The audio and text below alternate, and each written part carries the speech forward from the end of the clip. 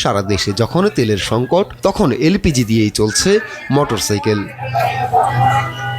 মেকানিকরা ব্যস্ত মোটরসাইকেলে LPG cylinder সংযোজনে। এমনই বিপজ্জনক কাজ চলছে দেশের বিভিন্ন স্থানে।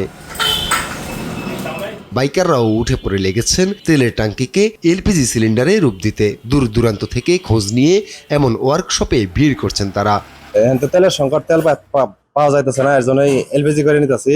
আগে একটা করে নিয়েছিলাম। এটা 100 টাকার গ্যাস ভরলে অনায়াসেই 1-2 দিন চালানো যায়। তেলের খুব ক্রাইসিস, সেজন্য আমরা 3টা বাইক এলপিজি করে নিতেছি। সারা সিরিয়াল দেওয়ার পরেও তেল পাচ্ছি না, এই জন্য আমরা এখানে আসছি বাইক এলপিজি করার জন্য। এখানে 100 টাকার এলপিজি গ্যাস দিয়ে প্রায় 80 কিলোর উপরে চালানো যায়, যেহেতু সাশ্রয়ী, যার কারণে আগেও আমরা এলপিজি করেছি। বর্তমানে বাকি যে 15-16 টাকারই আছে, আজকে আমরা এলপিজি করার জন্য এই দোকানে আসছি। ঝুঁকি থাকলেও এটা আসলে মিনিমাইজ করে আমাদেরকে এটা করতে এক প্রকার বাধ্য হয়েছি।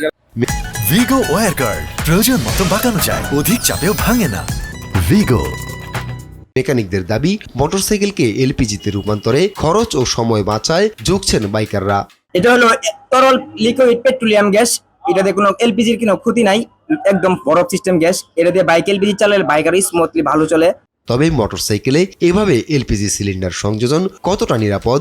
দুই চাকার যানবাহনগুলোতে ব্যক্তিগত পর্যায়ে কেউ কেউ কাজটা করতে চাই, আমরা আসলে এই জিনিসটা সাহায্য করা দরকার। দেখা যায় বিশেষ করে সিলিন্ডার গুলো আসলে জার্কিং বা অন্যান্য ক্ষেত্রে রেস্ট্রিকশন আছে। অনুমোদন ছাড়া মোটরসাইকেলে এলপিজি সিলিন্ডার সংযোজন আইনত দণ্ডনীয় বলছেন বিআরটিএ কর্মকর্তা।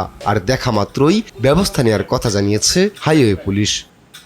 সড়ক পরিবহন আইন 2018 অনুযায়ী কোনো যানবাহনে নির্ধারিত কাঠামোর বাইরে অতিরিক্ত কোনো জিনিস সংযোজন করা সম্পূর্ণ অবৈধ। এটা আইন বিরোধী এবং এদের বিরুদ্ধে আমরা মোবাইল কোর্টের মাধ্যমে ব্যবস্থা নিতে পারি। সংশ্লিষ্টরা বলছেন, এখনই সচেতন না হলে বাড়তে থাকবে এই ঝুঁকিপূর্ণ কর্মকাণ্ড। আপন অপু, নিউজ ডেস্ক, দেশ টিভি।